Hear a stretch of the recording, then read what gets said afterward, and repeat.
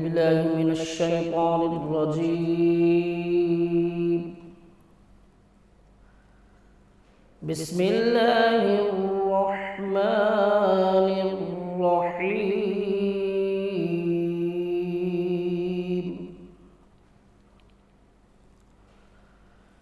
يا أيها الذين آمنوا اذكروا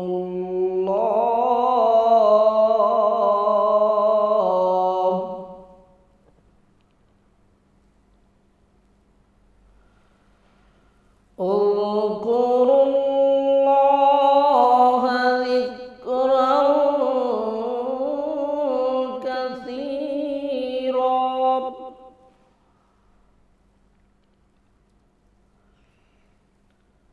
وسبحوه بكرة وأصيلا.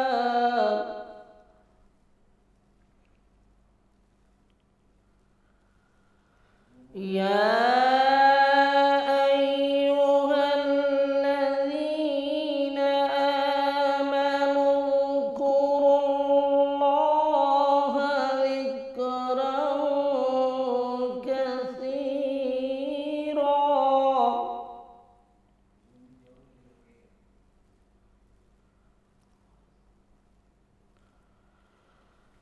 اذكروا الله ذكرا كثيرا وسبحوه بكرة وأصيلا.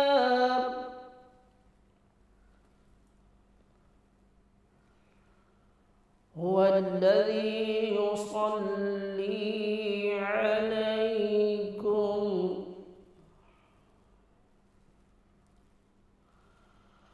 هو الذي يصلي عليكم وملائكته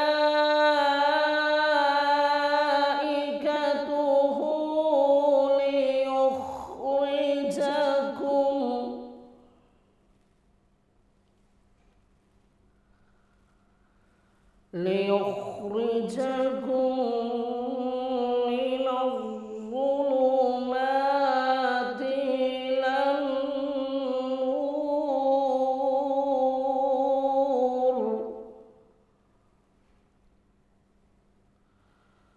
وكان بالمؤمنين رحيما.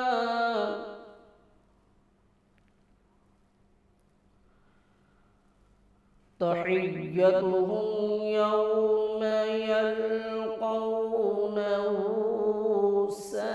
سلام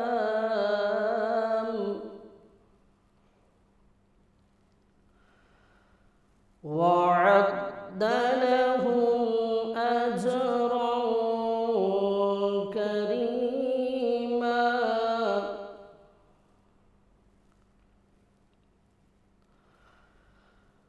تحيتهم يوم يلقونه سلام وأعد لهم أجرا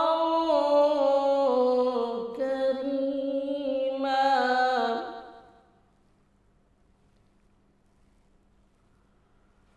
يا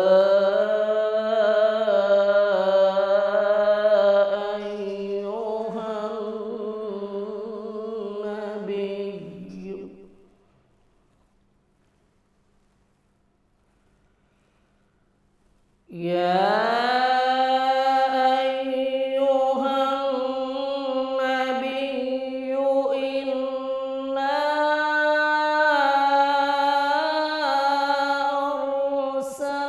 أرسلناك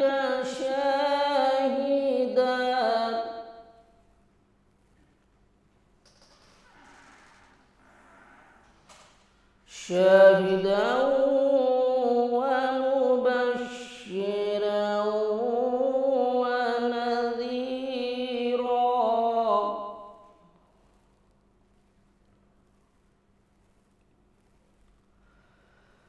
إنا أرسلناك شاهدا ومبشرا ونذيرا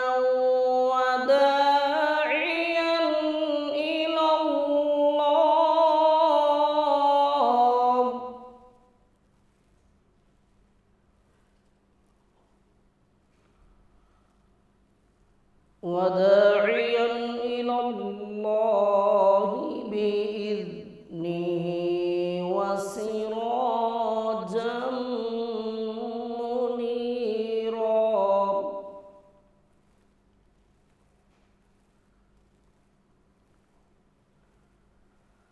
وداعيا إلى الله بإذنه وسراجا منيرا وبشر المؤمنين وبشر المؤمنين بأن لهم من الله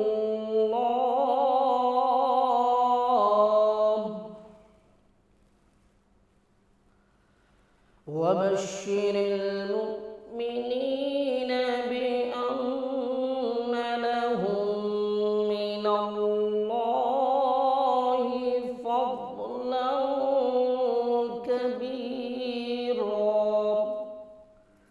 صدق الله العظيم جزاکاللہ سبحان اللہ. اور حافظ سجاد حسین صاحب نے بہت ہی عمدہ انداز میں قرآن پاک کی آیات مبارکہ کی تلاوت فرمائی ہے، اور بہت شکریہ سجاد صاحب کہ آپ یہاں پر آئے اور خوبصورت سی تلاوت آپ نے فرمائی ہے.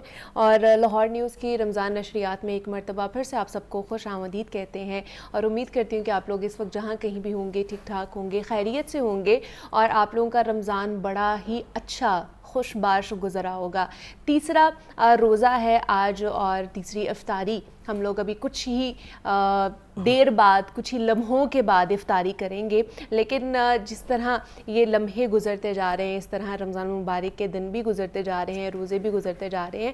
تو جتنی کوشش ہو سکتی ہے جناب، یہ جو عظیم الشان ایک رمضان کا مہینہ ہمیں عطا فرمایا ہے اللہ پاک نے، تو اس میں جتنی زیادہ ہو سکے عبادات کریں، خود کو خوش رکھیں، اور ساتھ ہی ساتھ اللہ کو راضی بھی کرنے کی کوشش کریں. اور جناب جیسے ہی رمضان شروع ہوتا ہے نا، تو ہماری ڈیلی روٹین کی عادات بہت زیادہ بدل جاتی ہیں، اور خاص طور پہ ہمارے سونے جاگنے، کھانے پینے کی روٹین بہت چینج ہو جاتی ہے. ہم سحری اور افطاری کے کھانے پکانے کی وجہ سے رات کا زیادہ تر حصہ جاگتے رہتے ہیں، اور بالخصوص خاص طور پر خواتین، جس کی وجہ سے نیند کے لیے نہیں وقت بچتا، اور رات کو سوئیں، سحری کے بعد سوئیں، کب سوئیں یہ سمجھ میں نہیں آتی ہے، اور صبح نیند پوری نہیں ہوتی ہے تو آفس کا یا اسکول کالجز کا وقت ہو جاتا ہے. تو حد یہ ہے کہ نیند ٹکڑوں میں ڈیوائیڈ ہو جاتی ہے، خاص طور پر یہ جو مہینہ آتا ہے، جس کی وجہ سے ریسٹ لیسنس کی حالت بہت بنی رہتی ہے، اور جو سارا دن ہمیں سستی اور کاہلی کا بھی باعث بناتی ہے. ایسی کنڈیشن میں دن میں پروڈکٹیو رہنا بڑا محال ہو جاتا ہے. دوسری جانب اگر دیکھا جائے تو ہمارے بیمار ہونے کے چانسز میں بھی اضافہ ہوتا ہے.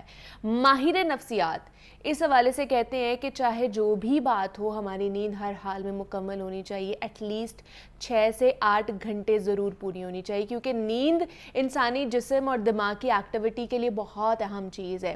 اور دن میں آفس، گھر یا اسکول، یونیورسٹی کے کام میں مصروفیت کی وجہ سے سونے کا وقت کم ملتا ہے، اور ایٹ دی اینڈ کسی نہ کسی طرح رات کے وقت ہی ہمیں سونے کی روٹین ضرور بنانی ہوگی، کیونکہ نیند کی کمی نہ صرف ہماری روٹین کو ڈسٹرب کرتی ہے بلکہ یہ ہمارا جو پورا امیون سسٹم ہوتا ہے، ہماری باڈی کا جو سسٹم ہوتا ہے، اس کو بھی برباد کرتی ہے. اور کبھی کبھار تو ایسا بھی ہوتا ہے کہ لیک آف سلیپ کی وجہ سے ہم ایسی بیماری میں مبتلا ہو جاتے ہیں جس سے نکلنے میں کافی وقت بھی لگتا ہے. ایک تو ہم فزیکلی بھی چیلنج ہوتے ہیں، اور دوسرا ہم مینٹلی بھی ڈسٹرب رہتے ہیں. تو عموماً نیند کی کمی ہماری بھوک بھوک کے نظام کو بھی متاثر کرتی ہے. بہت سے لوگوں کو آپ نے دیکھا ہوگا جو سحری و افطاری میں ان کی خوراک کم ہو جاتی ہے صرف اسی وجہ سے کہ جناب ان کی نیند متاثر ہو رہی ہوتی ہے, تو وہ پراپر کچھ بھی نہیں کھا پی سکتے ہیں, پراپر غذا نہیں لے پا رہے ہوتے ہیں. تو اس لیے ایکسپرٹس ہمیں یہی تجاویز دیتے ہیں, یہی ریکویسٹ بھی بلکہ کرتے ہیں, بلکہ میں بھی آپ سے یہ ریکویسٹ کروں گی کہ ایٹ لیسٹ رات کو آپ لوگ ضرور جو ہے نا وہ نیند لیں.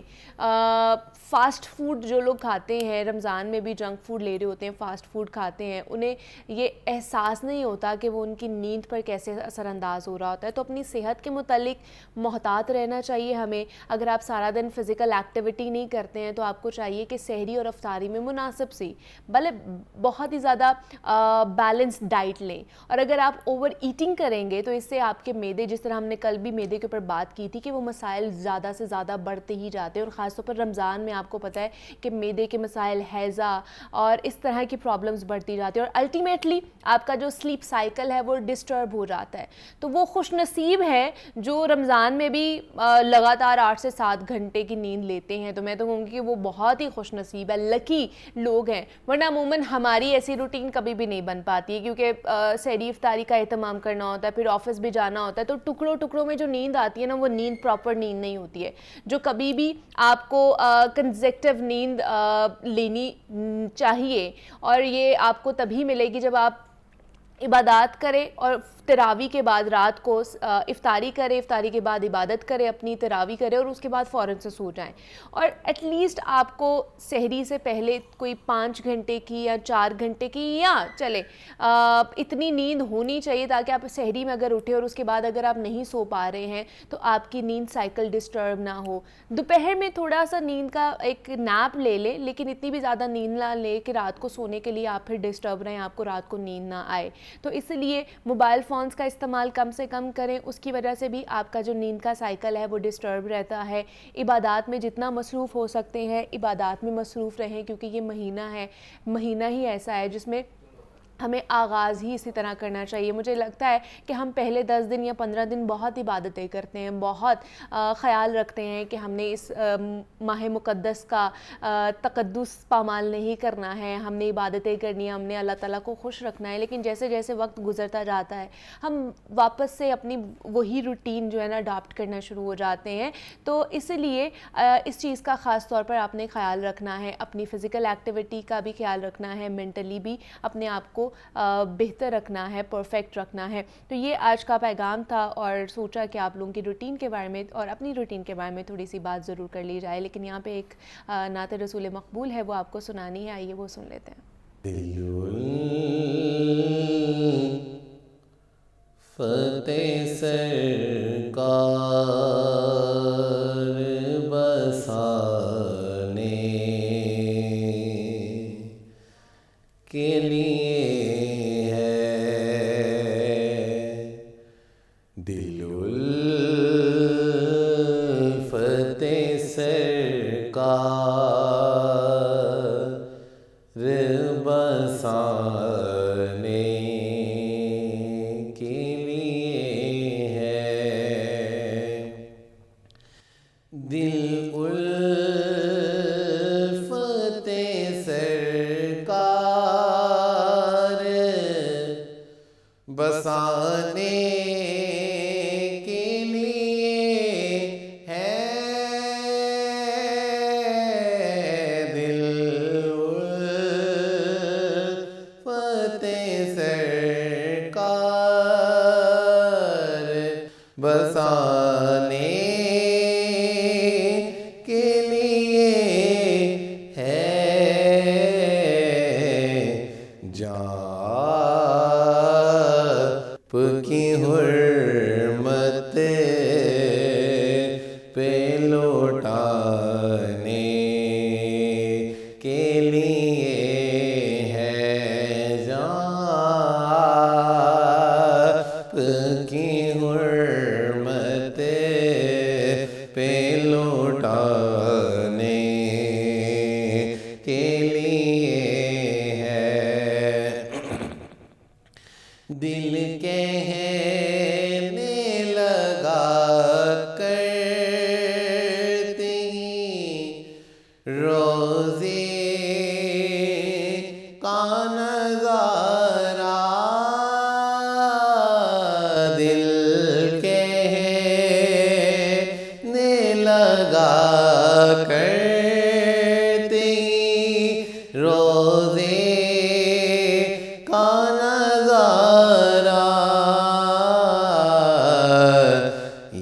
نقش تو آنکھوں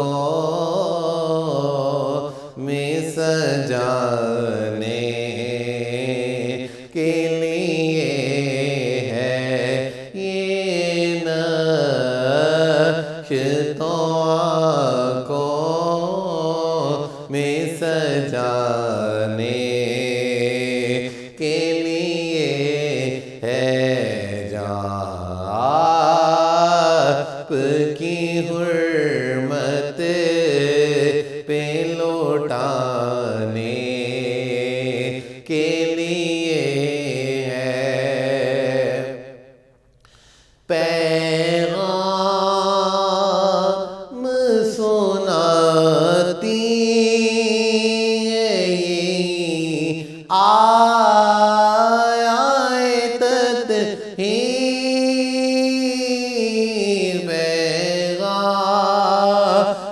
سناتی ہے یہی آیت ہی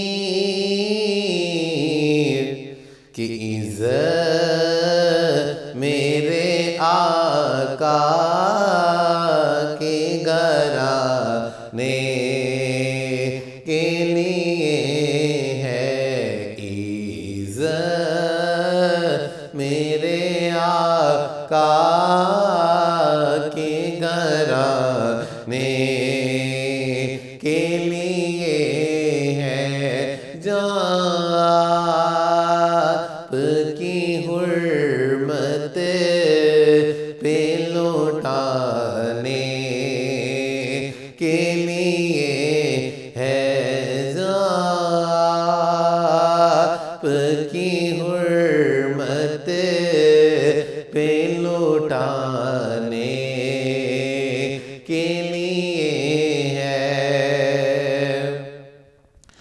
سرور جو بلاوا نہیں آیا کئی دن سے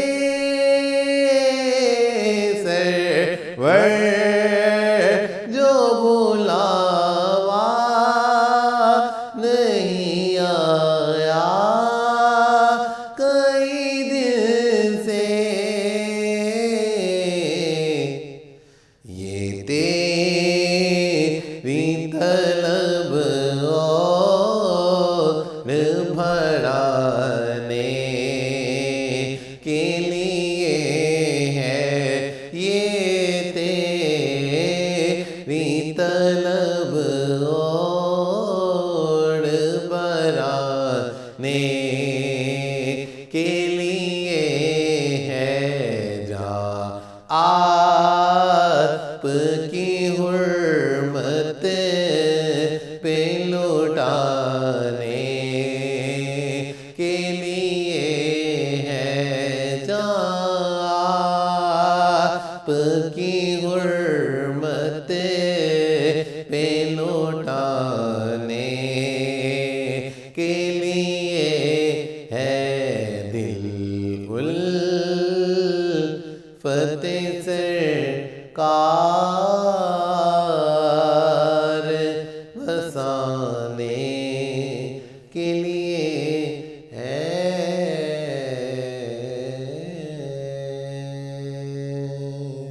اور جناب جیسے میں بات کری تھی کہ ہماری روٹینز تو خراب ہو جاتی ہیں جیسے ہی رمضان آتا ہے سونے جاگنے کی کھانے پینے کی لیکن اس کے ساتھ ساتھ ہم نے اپنی صحت کا بھی لازمی خیال رکھنا ہے تو اپنے اس سیگمنٹ میں خاص طور پر میری آپ کی ہم سب کی جو بھی روزے دار ہیں اور خاص طور پر جو روزہ نہیں بھی رکھ سکتے ہیں کسی بیماری کی وجہ سے کسی ایسی کنڈیشن کی وجہ سے ان کا بھی ہم نے خیال رکھنا ہے کہ اس رمضان المبارک میں انہوں نے کیا کھانا ہے کیا نہیں کھانا ہے. تو آج ہم بات کریں گے ان خواتین کے حوالے سے جو کہ پریگننٹ خواتین ہیں. تو ان کے بارے میں یہ کہا جاتا ہے کہ جناب رمضان میں وہ روزے نہ رکھیں, انہیں الاؤ نہیں ہوتا روزہ رکھنا کہ ان کی کنڈیشن خراب ہو سکتی ہے, انہیں زیادہ سے زیادہ کھانا چاہیے اور ایک کے بجائے اب انہیں 2 لوگوں کے لیے کھانا چاہیے. اس طرح کی متس بھی کافی بنی ہوئی ہیں. تو اگر رمضان میں جو خواتین ہمیں دیکھ رہی ہیں اور جو اس وقت ایکسپیکٹ کر رہی ہیں, پریگننٹ ہیں, ان کے لیے آج کا یہ سیگمنٹ بہت ہی کارآمد ثابت ہونے والا ہے کہ ان کے لیے ہم خاص طور پر ٹپس لے کر آئے ہیں. اور ہمارے ساتھ اس پر بات کرنے کے لیے ڈاکٹر مہوش ان اسٹوڈیوز میں موجود ہیں جو کہ گائنوکالوجسٹ ہیں. ڈاکٹر مہوش, آپ کو خوش آمدید کہتے ہیں رمضان کی نشریات میں. کیسی ہیں آپ؟ میں بالکل ٹھیک ہوں, آپ کیسی ہیں؟ میں بھی بالکل ٹھیک ٹھاک. اور اس کے ساتھ ساتھ ڈاکٹر سمرین ہیں جو کہ کلینکل نیوٹریشنسٹ اینڈ ڈائٹیشین, انہوں نے بھی ہمیں جوائن کیا ہے. ڈاکٹر سمرین, آپ کو بھی خوش آمدید کہتے ہیں رمضان کی نشریات میں. کیسی ہیں آپ؟ میں بالکل ٹھیک ٹھاک, آپ سنائیں؟ میں بھی بالکل ٹھیک ٹھاک. آپ دونوں کے روزے کیسے چل رہے ہیں؟ بہت اچھے جا رہے ہیں. اچھے چل رہے ہیں آپ کے بھی؟ الحمدللہ اچھے چل رہے ہیں. الحمدللہ. ابھی تک تو موسم جو ہے نا وہ ساتھ دے رہا ہے. ہاں, ٹھنڈا موسم ہے نا تو اس طرح روزہ نہیں لگتا, لیکن جیسے اب آج گرمی بہت زیادہ بڑھتی جا رہی ہے, کل کی نسبت آج گرمی لگ رہی ہے. تو خیر ہم بات کرنے والے ہیں ڈاکٹر مہوش کے جو خواتین پریگننٹ ہیں, جو ایکسپیکٹ کر رہی ہیں اس ماہ رمضان میں, ان کے لیے کیا وہ روزہ رکھ سکتی ہیں کہ نہیں رکھ سکتی ہیں. سب سے پہلے تو یہ بتائیں. یہ کویسچن بہت کامن ہے کہ خواتین روزہ, پریگننٹ خواتین روزہ رکھ سکتی ہیں کہ نہیں رکھ سکتی ہیں, اور یہ ہر سال رمضان آتا ہے, ہر سال ہی پوچھا جاتا ہے, ہر سال ہی پوچھا جاتا ہے, ہر سال ہی ہم بتاتے ہیں. اچھا, دیکھیں روزہ جو ہے نا اسلام میں رکھنا پریگننٹ خواتین کے لیے منع نہیں ہے, ایسا نہیں ہے. یہ ڈیپینڈ کرتا ہے کہ ان کی کنڈیشن کیسی ہے, وہ اپنی پریگنینسی کے کس فیز میں ہے. اچھا, فرسٹ ٹرائمیسٹر میں یعنی پہلے 12-13 ہفتوں میں ہے, یا سیکنڈ ٹرائمیسٹر یہ 13 ہفتوں سے لے کے 26 ہفتوں تک ہے, یا پریگنینسی کے لاسٹ فیز میں تھرڈ ٹرائمیسٹر جسے ہم کہتے ہیں اس میں ہے. تو یہ ڈیپینڈ کرتا ہے کہ ان کی کنڈیشن کس فیز میں ہے اور ان کی کنڈیشن کیسی ہے. جو پریگنینسی کا فرسٹ ٹرائمیسٹر ہے نا 13 ویکس تک, اس میں نوزیا, مطلب پہلے سے لے کے تیسرے مہینے تک, اس کو کہتے ہیں ہم فرسٹ ٹرائمیسٹر. پہلے مہینے سے لے کے تیسرے مہینے تک. ٹھیک ہے. تو اس میں جو ہے نا متلی, کہہ آنا, گھبراہٹ, ہاں جی, مطلب چکر آنا, بہت زیادہ یہ کامن سمپٹمز ہیں جو پریگننٹ خواتین فیل کرتی ہیں. تو اگر یہ بھی سمپٹم ہر خاتون میں نہیں ہوتی. اچھا, یہ ویری کرتے ہیں پرسن ٹو پرسن ویری. کسی کی پریگننسی بہت اچھی چلی جاتی ہے, کسی کو فیل بھی نہیں ہوتا, اور کوئی بہت زیادہ نوزیا, وامٹنگ ہے, مطلب ان کو ایڈمیشن کی بھی ضرورت پڑتی ہے. تو وہ پھر روزہ وہ ڈیپینڈ کرتا ہے. اگر کوئی اس میں رکھ سکتا ہے روزہ تو وہ ضرور رکھے, اور اگر نہیں رکھا رہتا تو کوئی ایسا کمپلشن نہیں کہ روزہ رکھنا ہے, ضرور رکھنا ہے. اسلام نے کھلی چھوٹ دی ہے. اچھا, آپ اس کا کون بعد میں پورا کر سکتے ہیں رمضان میں. اور یہ جو سیکنڈ ٹرائمیسٹر ہے, جیسے ہم کہتے ہیں کہ 14 ہفتوں سے لے کے تقریباً 26 چوتھے مہینے سے 6ویں مہینے تک کہتے ہیں ہم سیکنڈ ٹرائمیسٹر. اسے ہم کہتے ہیں honey moon period of pregnancy. اچھا, یعنی یہ مطلب پریگنینسی کا ایزیسٹ پیریڈ ہوتا ہے. کچھ خواتین کے لیے بھی مشکل ہوتا ہے, لیکن کچھ کے موسٹلی پریگننٹ لیڈیز ایزی ہو جاتا ہے تھوڑا سا. پیریڈ ہے اس میں, وہ سب سے کروشل پیریڈ میرے خیال سے جو فرسٹ 3 منتھس ہوتے ہیں وہ والا ہوتا ہے, اور لاسٹ والا جو لاسٹ منتھ ہے نا وہ مطلب وہ والا منتھ زیادہ مشکل ہوتے ہیں. تو یہ اس میں آپ سیکنڈ ٹرائمیسٹر جسے کہتے ہیں مطلب چوتھے مہینے سے لے کے 6ٹھے مہینے تک روزہ رکھ سکتی ہیں. لیکن ڈیپینڈ کرتا ہے, وہ ڈیپینڈ کرتا ہے آپ کی پرسن ٹو پرسن. دوسرا, آپ اپنے ڈاکٹر سے کنسلٹ کر رہے ہیں کہ نہیں کر رہے ہیں, آپ نے خود سے کچھ بھی نہیں کرنا, ڈیسائیڈ نہیں کرنا. کیونکہ دیکھیں ڈی ہائیڈریشن ہو جاتی ہے, اور جیسے اگر آج کل تو ٹیمپریچر اتنا زیادہ نہیں ہے, لیکن اگر جو گرمی کے روزے ہیں اس میں ٹیمپریچر زیادہ ہوتا ہے, اور پریگننٹ لیڈیز کے لیے ڈی ہائیڈریشن اچھی نہیں ہے. ٹھیک ہے, اور ویسے بھی تھوڑی سی لیتھارجک فیل کر رہی ہوتی ہیں, گھر کے کام بھی کرنے ہیں, بچوں اگر باقی بچے ہیں ان کو بھی سنبھالنا ہے, ورکنگ وومن ہے تو اور زیادہ مشکل ہو جاتا ہے. تو اس لیے اپنی ڈاکٹر سے کنسلٹ کرنا از ویری امپورٹنٹ. اور جو لاسٹ ٹرائمیسٹر ہے مطلب 7 منتھ سے لے کے بالکل لاسٹ تک, اس میں تھوڑا مشکل ہوتا ہے, کیونکہ اس میں بیبی نے زیادہ, جو فیوٹس ہے نا اس میں ویٹ گرو کرنا ہوتا ہے. اگر مدر روزہ رکھے گی, ڈائٹ تھوڑی زیادہ کمپرومائز تو ہوگی اس کی, تو اس کے لیے زیادہ پرابلم ہوگی. پری ٹرم ڈیلیوری کے چانس ہو سکتے ہیں, مطلب IUGR, مطلب بیبی ویٹ گین نہیں کرے گا, پرابلم وقت سے پہلے پیدائش ہو سکتی ہے اگر اس کو پراپر ڈائٹ نہیں ملے گی, اس کی گروتھ متاثر ہو جائے گی اس میں نا. مطلب یہ تو جو فرسٹ والی جو کہہ لیں کہ پریگنینسی ہوتی ہے نا, اس میں زیادہ تر خاص طور پر خواتین جو ہے نا وہ کنسرن ہوتی ہیں, کیونکہ پھر آگے انہیں پتہ ہوتا ہے کہ اچھا یہ پہلے میں یہ ہوا تھا تو یہ نہیں ہونا چاہیے اب. تو فرسٹ والی جو بڑی امپورٹنٹ بھی ہوتی ہے, کروشل بھی ہوتی ہے, اور کانشیس بھی ہوتی ہیں خواتین, کنسرن بھی ہوتی ہیں کہ یہ نہ ہو جائے وہ نہ ہو جائے. ہم ہمیشہ ان سے ہر خاتون سے یہ کہتے ہیں پلیز اپنے ڈاکٹر سے ضرور کنسلٹ کر لیں روزہ رکھنے سے پہلے. روزہ رکھنا ہے نہیں رکھنا وہ آپ کی کنڈیشن کو زیادہ بیٹر جانتے ہیں. ایک دفعہ ان سے کنسلٹ کر لیں کہ آپ روزہ رکھ سکتی ہیں کہ نہیں رکھ سکتی ہیں. وہ آپ کے ڈاکٹر آپ کو بہتر گائیڈ کر سکتا ایسی ہیں جو بڑی اسموتھلی چل رہی ہوتی ہیں, مطلب اس میں کوئی کمپلیکیشن نہیں ہوتی. کچھ پریگنینسیز میں میڈیکل کمپلیکیشن ہوتی ہیں, ڈائبٹیز ہے, ہائپر ٹینشن. اچھا کچھ نا یہ بھی لوگوں نے اس کے ساتھ نا مطلب جوڑ دیا ہوا ہے کہ اگر بیٹا ہے تو آپ کی پریگنینسی بڑی اسموتھ جائے گی, بیٹی ہے تو بڑی اس طرح کی جائے گی. یہ بھی بہت ساری باتیں ہو رہی ہوتی ہیں ساتھ ہماری سوسائٹی میں. ٹرو, یہ جینڈر کو لے کے بھی بہت زیادہ چل رہا ہوتا ہے ہمارے یہاں پہ کہ جی کلچر ایسا ہو گیا. ہاں, ہمارا کلچرل اس طرح کی وہ چیزیں اڈاپٹ ہم کرتے جا رہے ہیں کہ ہم کسی چیز کو بھی نہیں چھوڑیں. اچھا سمرین, آپ کی طرف آؤں گی کہ چلے ہم یہ تو بات نہیں کرتے ہیں کہ روزہ رکھ سکتی ہیں کہ نہیں رکھ سکتی. وہ ڈاکٹر صاحب نے بتا دیا کہ آپ اپنی گائنوکالوجسٹ سے اپنے ڈاکٹر سے کنسلٹ کر کے آپ کنڈیشن دیکھتے ہیں, پھر ہی آپ نے روزہ رکھنا یا نہیں رکھنا وہ ڈیسائیڈ کیا جاتا ہے. ویسے پریگننٹ خواتین ہیں تو انہوں نے کس طرح کی ڈائٹ لینی ہے, کیونکہ رمضان میں صرف ہم سحری اور افطاری ہی کر رہے ہوتے ہیں, تو پھر ہماری بھی کوشش ہوتی ہے کہ جو روزہ نہیں بھی رکھتا نا وہ بھی سحر میں ہی کھائے اور افطاری میں ہی سب کے ساتھ کھائے, کہ باقی ٹائم میں نہ ہی کھائے کہ وہ برا بھی لگتا ہے اور معیوب بھی سمجھا جاتا ہے. تو کیا کھانا چاہیے پریگننٹ خواتین کو رمضان میں اور کیا نہیں کھانا چاہیے؟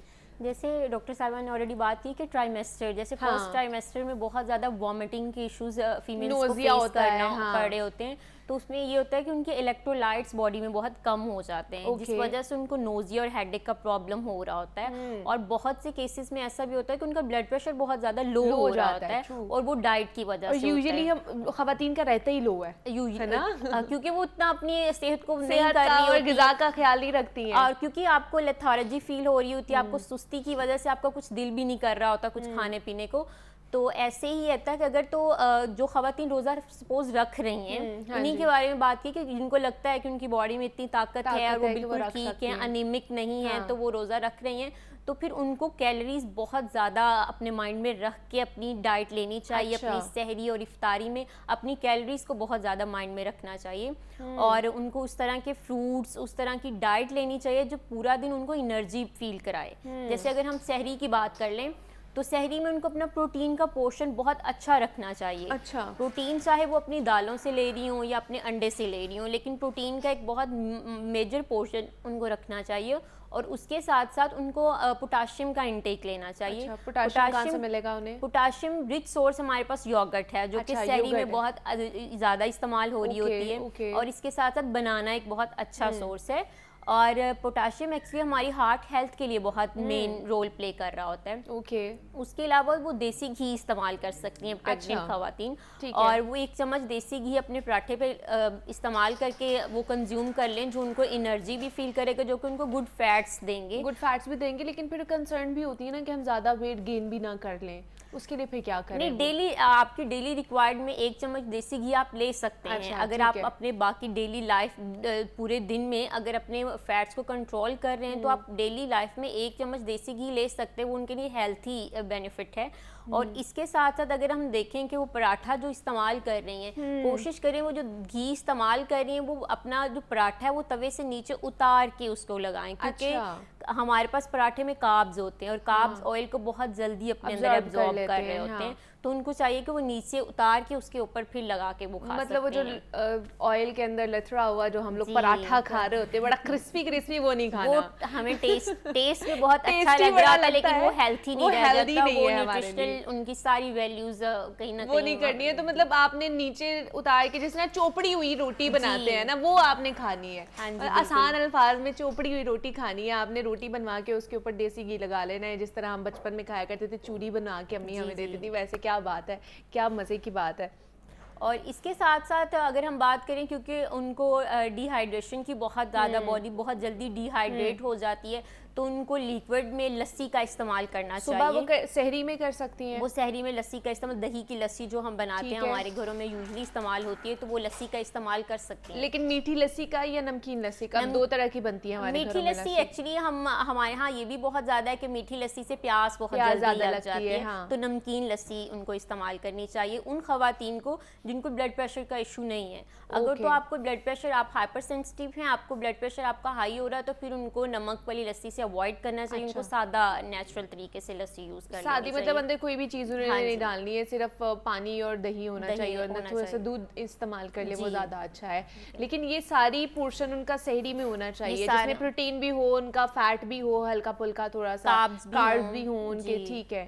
اور اگر ہم ہماری افطاری کی بات کریں تو افطاری میں کیونکہ آئلی چیزیں بہت استعمال ہو رہی ہوتی ہیں, سموسے پکوڑے بہت زیادہ استعمال ہو رہے ہوتے ہیں, تو تب بھی ان کو اپنا فروٹس کا پورشن بہت زیادہ رکھنا چاہیے, اپنے بینس کا پورشن ضرور ایڈ کرنا چاہیے. اس ٹائم بھی وہ کچی لسی استعمال کر سکتی ہیں جو کہ دودھ کی بنی ہوتی ہے, کچی لسی کا استعمال وہ کر سکتی ہیں بہت, اور اس کے ساتھ فریش جوسز کا بھی استعمال وہ کر سکتی ہیں. فریش جوسز میں بھی وہی سیم چیز ہے, اگر وہ جو پریگننٹ خواتین ہیں وہ ڈائبٹیز نہیں ہے, ڈائبٹک ان کو کوئی پرابلم نہیں ہے, اور وہ نیچرل طریقے سے اپنے فروٹس کا فریش جوس استعمال کریں.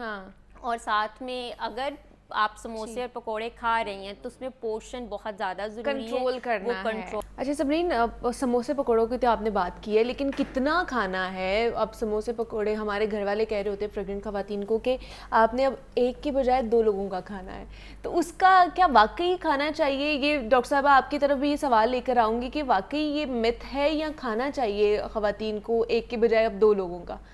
نہیں, یہ مت نہیں ہے, یہ بالکل ٹھیک ہے, کیونکہ ان کو پریگننٹ خواتین کو نارمل انڈیویجول سے زیادہ کیلوریز کی ضرورت ہوتی ہے, اور ان کو بھوک بھی لگتی ہے, تو اس لیے کہ ان کی نارمل پرسن سے کیلوریز بھی زیادہ ہونی چاہیے. تو جب کیلوریز ہم نے زیادہ لینی ہے تو وہ ہمیں کھانا زیادہ ہی پڑے گا, obvious سی بات ہے. باقی سموسے پکوڑے تو رمضان میں کوئی بھی نہیں چھوڑ سکتا. ایگزیکٹلی, یہ صرف یہ اسی مہینے تو ہم نے کھانے ہوتے ہیں, اس کے بعد سالہ سال نہیں ملتے ہیں ہمیں. ہاں, اس کے لیے یہ ہے کہ ایک ہیلتھی انڈیویجول کو ہم کبھی منع نہیں کرتے, ایون کہ پیشنٹ کو بھی منع نہیں کرتے کہ آپ کھا سکتے ہیں, لیکن کوانٹٹی اور سرونگ سائز بہت زیادہ ضروری ہے. ٹھیک ہے. تو جیسے کہ ہم پکوڑے کی بات کریں, آپ پکوڑے کھا لیں, لیکن آپ اپنا کوکنگ میتھڈ اور ان کو بنانے کا طریقہ تھوڑا سا چینج کر لیں. جیسے کہ ہمارے پکوڑوں میں استعمال ہوتا ہے بیسن, آپ بیسن کی کوانٹٹی کم کریں, اور اس میں جو آپ ویجیٹیبلز یوز کر رہے ہیں ویجیٹیبلز زیادہ کر دیں, کیونکہ بیسن سے ہمیں کوئی خاص اچھا کوئی نیوٹرنٹ مل نہیں رہا ہوتا, اور ویجیٹیبلز میں ہمارے نیوٹرنٹ ہوتے ہیں. تو آپ ان کو پھر ان کا کوکنگ میتھڈ تھوڑا سا چینج کر لیں, اور کوشش کریں کہ باہر بازار کے نہیں کھائیں, گھر میں بنا لیں, تھوڑے بہت بنا لیں لیکن گھر میں بنا لیں. اچھا ڈاکٹر صاحب, ڈاکٹر مہوش آپ سے بھی یہ کہوں گی کہ واقعی خواتین کو, پریگننٹ خواتین کو 2 پرسنس کا ہی کھانا چاہیے, یا وہ اوور ویٹ ہو جاتی ہیں, اتنا زیادہ کھا لیتی ہیں؟ نہیں, ایسا نہیں, بات بالکل ٹھیک ہے کہ ان کو 2 پرسنس کا ہی کھانا چاہیے, لیکن رمضان میں تھوڑا سا ایسے ہم انہیں کہتے ہیں کہ آپ جیسے ڈیلی روٹین میں ہر ٹائم ہی 2 پرسنس کا کھانا ہے, پھر انہوں نے اگر وہ اسنیکنگ بھی کر رہی ہے تو انہوں نے 2 پرسنس کا ہی کھانا ہے. ڈیلی روٹین میں تو ہم کہتے ہیں کہ آپ 6 میلز لیں. اچھا, مطلب پریگنینسی میں ڈائجیشن کا پرابلم بہت زیادہ ہوتا ہے, اس لیے کہ آپ کا اسٹمک نا ڈائجسٹ نہیں کرتا اتنی ایزیلی, ہارٹ برن کی پرابلم بہت زیادہ ہوتی ہے پیشنٹس کو. تو ہم کہتے ہیں کہ پلیز آپ اگر 2 پرسنس کا بھی کھا رہے ہیں تو 6 میلز میں کھائیں, آپ اس کو تھوڑا سا گیپ دے کے کھائیں. پھر تو 12 میلز ہو جائیں گے نا اگر انہوں نے 2 پرسنس کا کھانا ہے تو. 6 میلز آپ لیں, لیکن گیپ کے ساتھ. اچھا, مطلب ایک دفعہ آپ نے پیٹ بھر کے کھانا نہیں کھانا, وامٹ ہو جائے گا, ہارٹ برن شروع ہو جائے گا, پھر آپ کا نیکسٹ ٹائم کھانے کو دل نہیں کرے گا. ڈائجیشن کا پرابلم بہت زیادہ ہوتا ہے پریگنینسی میں. تو ہم ان سے یہی کہتے ہیں کہ اگر آپ یہ کھا رہے ہیں تو پلیز, اگر آپ نہ کھا رہے ہیں تو پلیز آپ پھر 6 گیپ دے کے تھوڑا تھوڑا کھائیں, وقفے سے کھاتے رہیں تاکہ ڈائجسٹ ہوتا رہے اور پھر پرابلم نہ ہو, ہارٹ برن نہ ہو, کوئی اس طرح کا پرابلم نہ. اور رمضان میں ہم ان سے کہتے ہیں افطاری کے ٹائم ایک دم بہت زیادہ نہیں کھا لینا, پانی بہت زیادہ نہیں پی لینا, اس بات کا بہت زیادہ خیال رکھنا ہے, کیونکہ پھر وہ سب وامٹ ہو جائے گا. ڈائجیشن بہت ڈیلے ہوتی ہے پریگنینسی کے ہارمونس کی وجہ سے. تو ہم ان سے کہتے ہیں کہ اگر آپ افطاری کے فوراً بعد تھوڑا سا کھا لیں, وقفے سے تھوڑا سا, پھر تھوڑی دیر بعد پھر کھا لیں, ضرور کھائیں لیکن اپنے گیپ دے کے کھائیں. لیکن افطاری میں آپ کیا کہیں گی کہ اگر روزہ رکھا ہوا ہے, انہوں نے فاسٹ کر رہی ہیں, تو افطاری میں سب سے پہلے وہ چیز کیا کھائیں, یا لازمی طور پر ان کے دسترخوان پر ہونی چاہیے تاکہ ان کی انرجی بحال ہو, جو ان کی الیکٹرولائٹس جو ختم ہوئی ہوئے ہیں وہ بھی ان کے بحال ہو جائیں, واٹر انٹیک بہت زیادہ ہو, جوسز کی فارم میں لے لیں, دودھ لے لیں, کسی طرح بھی لے لیں. کافی اور کولڈ ڈرنکس کو اوائڈ کریں. اس طرح کے جوسز میں کیا پی سکتی ہیں؟ فریش جوس لے لیں, جو جس اپنی سیزن کے حساب سے جو فروٹ اویلیبل ہے وہ فریش جوس وہ لے لیں. پانی زیادہ لے سکتی ہیں. مطلب بس یہ کہنے کا مقصد ہے کہ وہ اس طرح کی چیزیں اوائڈ کریں جو کاربونیٹڈ ڈرنکس ہیں یا کیفینیٹڈ ڈرنکس ہیں, جیسے کافی ہے, ٹی ہے, اس طرح کی چیزیں اوائڈ کریں. پانی کا انٹیک, پروٹین ڈائٹ زیادہ لیں. اسپائسی اور آئلی چیزوں کو کم کر دیں. اسپائسی چیزیں کم کر دیں, آئلی چیزیں بہت کم کر دیں. آپ کیا کہیں گی, پکوڑے سموسے کھائیں کہ نہ کھائیں؟ تھوڑا کھائیں, جہاں 2 کا کھا رہی ہیں پکوڑا سموسا 1 کا کھا لیں. اچھا, پکوڑا سموسا 1 بندے کا کھانا ہے, آپ نے 2 بندے کا نہیں کھانا, اس کے لیے نقصان ہو جائے گا. تو یہ ہے کہ بس وہ یہ اپنا سمپل ڈائٹ لیں, سیلیڈ زیادہ لیں, فروٹ سیلیڈ لے لیں, ٹھیک ہے, فروٹ چاٹ کی فارم میں لے لیں. اور یہ ہے کہ پروٹین ڈائٹ لے لیں, میٹ لے لیں, اس طرح وہ کی کھا چیزیں سکتے ہیں, نہیں مطلب کھا سمپل سکتے. ڈائٹ پہ رہے نا, زیادہ فینسی Oily, ڈائٹس پہ نہ ہاں, جائیں, oily اور spicy چیزوں کو avoid اسپائسی کریں. چیزیں, فرائیڈ آئٹمس کی طرف نہ ہی جائیں, مطلب تھوڑا سا کھا لیں تھوڑا لیکن کھا لیں زیادہ لیکن نہ زیادہ, کھائیں, اور منع پھر نہیں ہم گیپ کر رہے گیپ بڑھا ہیں, دیں, اور گیپ کے اور ساتھ تھوڑی سی کھائیں. واک ہم پھر ایڈوائز کرتے ہیں کہ اگر ہاں. آپ نے کھانا کھا لیا تو فزیکل ایکٹیویٹی تھوڑی زیادہ سی فزیکل ضروری ہے. ایکٹیویٹی ہو جائے. اچھا, جس طرح ڈاکٹر مہوش نے کہا ہے کہ فروٹس کھا لیں, فروٹس ویسے بھی ہمیں کھانا چاہیے, فائبر والی وہ غذا ہے, لیکن جس طرح کی چاٹ آج کل ہمارے گھر میں بن رہی ہے سمرین کے, اس کے اوپر ہم لوگ کیونکہ آج کل کینو ہے تو وہ ہم مالٹا بھی اوپر نچوڑ رہے ہیں, پھر ہم لوگ باقی لوازمات بھی اس کے اندر ڈال رہے ہیں, تو وہ کیا ہمارے اس کی وہ ٹھیک ہے, نیوٹریشن ویلیو رہتی ہے, یہ وہ خراب کر دیتے ہیں ہم, اور اس کے کھانے کا کوئی فائدہ نہیں ہوتا پھر ہمیں اس فروٹ چاٹ کا؟ نہیں, اگر ہم فروٹ چاٹ کی بات کریں, اگر تو آپ صرف فروٹ یوز کر رہے ہیں اور فروٹ کا ہی جوس اس میں ڈال رہے ہیں, مطلب اگر کینو کا وہ جوس ہم ڈال رہے ہیں تو وہ اس کا کوئی ایسچ نہیں ہے کہ اس کی نیوٹریشن ویلیوز اس کی برسٹ آؤٹ ہو جائیں گی, کیونکہ کینو میں ہمیں وائٹامن سی کا کانٹینٹ مل رہا ہے, چاہے تو آپ ویسے اس میں اندر ڈال لیں یا پھر آپ اس کا جوس بنا کے ڈال رہے ہیں تو وہ نہیں. لیکن ہاں بہت سی اور ڈریسنگس یوز کی جاتی ہیں, چینی ڈالی جاتی ہے اور بہت سے مسالہ جات ڈالے جاتے ہیں, اس کے ساتھ ساتھ کریم ڈالی جاتی ہے, مایونیز وغیرہ, یہ آپ کے فروٹس کی نیوٹریشن ویلیوز کو برسٹ آؤٹ کرتے ہیں, یہ ان سے اوائڈ کرنا چاہیے. باقی فروٹس آپ زیادہ پورشن لیں, جیسے ہم نے بات کی آپ نے کہا کہ 2 بندوں کا کھانا ہے. اب ایک بیبی کی کیلریز اور ایک عام نارمل پرسن کی کیلریز میں تو ڈفرینس ہوتا ہے نا, تو وہ 2 لوگوں کا مطلب یہ ہوتا ہے کہ جتنے ایک بچے کی کیلریز کو ضرورت ہوتی ہے اور ایک پرسن کی, انہوں نے اتنا لینا ہوتا ہے, تو انہوں نے بہت زیادہ نہیں کھانا, کیونکہ اگر بہت زیادہ کھائیں گے تو آٹومیٹکلی وہ پھر وہی آپ کا ویٹ گین ہو جائے گا, اور وہ بعد میں لوز کرنا فیمیلز کے لیے بہت مشکل ہو جاتا ہے. اور فریش جوسز استعمال کرنے چاہیے, جیسے سیزن میں اسٹرابری آ رہی ہے, تو کنوں کا موسم اب واپس جب جا رہا ہے, مارکیٹ میں کم ہو گئے, لیکن اسٹرابری آپ کو زیادہ ملے گی. تو اسٹرابری میں بھی وائٹامن سی کا کانٹینٹ بہت زیادہ ہے, اور اس کے ساتھ ساتھ جو اسٹرابری ہے اس میں وائٹامن سی کا مل رہا ہے, تو وہ ڈی ہائیڈریشن کے لیے بہت اچھی ہے ہماری, کیونکہ اس میں واٹر کا کانٹینٹ بھی بہت زیادہ ہوتا ہے. اور اس کے ساتھ ساتھ اسٹرابری ہماری گٹ ہیلتھ کے لیے بہت امپورٹنٹ رول پلے کر رہی ہوتی ہے, کیونکہ فیمیلز میں پریگننٹ فیمیلز کو کانسٹیپیشن کا ایشو ہو رہا ہوتا ہے, اور اس کے ساتھ ساتھ انڈائجیشن میں بھی بہت پرابلم ہوتے ہیں. تو اسٹرابری کا اگر آپ فریش جوس استعمال کر رہے ہیں تو وہ بہت زیادہ بینیفٹ آپ کے لیے ثابت ہوگا. لیکن اگر جن لوگوں کو ساتھ ساتھ ڈائبٹیز کا بھی شکار بھی ہو جاتی ہیں, بہت سی خواتین ہیں وہ پریگننسی میں ڈائبیٹک ہو جاتی ہیں, تو ان کے لیے پھر کس طرح کی ڈائٹ, وہ اتنی شوگری آئٹمس تو نہیں انٹیک کر سکتی ہیں پھر؟ نہیں, جو اسٹرابری ہے وہ ہمارے موسٹلی سٹرس فروٹس میں اس کو ایڈ کیا جاتا ہے, بہت زیادہ میٹھی نہیں ہوتی, لیکن اگر آپ اس کے جوس میں چینی ڈال رہے ہیں تو اس سے اوائڈ کرنا چاہیے, کیونکہ بہت سی فیمیلز کو گیسٹیشنل ڈائبٹیز ہوتی ہے ڈیورنگ پریگنینسی, تو ان کو اپنے کاربس کی پورشن میں وہ تھوڑا سا اپنی کیلریز تھوڑی اپنی کنٹرول کرنی چاہیے. لیکن فریش جوسز میں فروٹ سے اوائڈ کریں وہ جن کا گلائسیمک پھر انڈیکس ہائی ہوگا, لیکن اسٹرابری اگر آپ صرف نیچرل طریقے سے اس کو فریش جوس میں یوز کر رہے ہیں تو وہ آپ کر سکتے ہیں.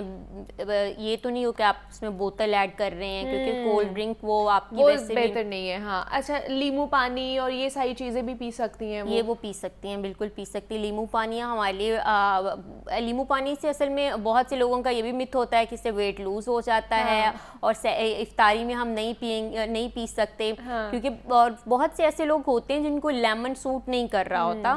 تو یہ آپ کی اپنی فزیکل کنڈیشن, آپ کی اپنی کنڈیشن پہ ہے کہ اگر بہت سے لوگوں کو سوٹ کر رہا ہے تو وہ لیمو پانی کا استعمال کر سکتے ہیں. وہ بڑا ایک اچھا ہیلدی ڈرنک ہے, ریفریشنگ سی ڈرنک ہوتی ہے, آپ وہ پی سکتے ہیں, اس کا کوئی ایز سچ سائڈ افیکٹ ابھی تک کوئی ہمیں سامنے نہیں آیا ہے. اچھا, جس طرح ڈاکٹر مہوش بات کی ہے ہم نے کہ ڈائٹری ہیبٹس بڑی ہماری اچھی ہونی چاہیے, لیکن ساتھ ہی ساتھ ہم نے پورشن کنٹرول بھی کرنا ہے. اب جن خواتین کو یہ ڈائبٹیز ہو جاتی ہے ڈیورنگ